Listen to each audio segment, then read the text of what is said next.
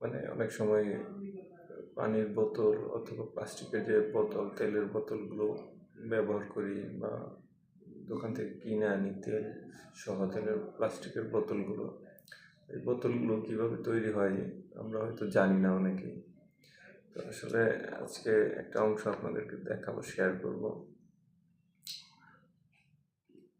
এই যে প্লাস্টিকের এই পিফোমগুলো থেকে, ছোট ছোট এই পিফোমগুলো থেকে বোতল তৈরি হয়। এটা হচ্ছে 5 লিটারের বোতলের জন্য এই পিফোমটা তৈরি করা হয়েছে।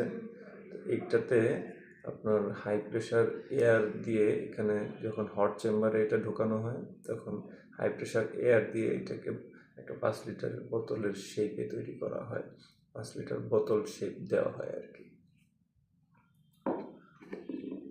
তদ্রুপ এইটা হচ্ছে, এই ছোটটা হচ্ছে 2 লিটারের বোতল। এটা দিয়ে 2 লিটার, এটাতে 2 লিটারের বোতল তৈরি করা হয়। এই ছোট যেটা হচ্ছে 1 লিটার, এটা দিয়ে 1 লিটারের বোতল তৈরি করা হয়। আর এই একদম ছোট, একদম একদম বাচ্চা টাইপের, এটা হচ্ছে 1/2 লিটার।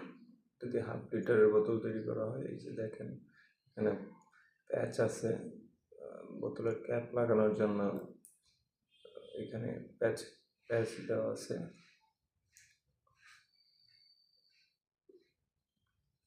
তো সাধারণত এইগুলো থেকেই আপনার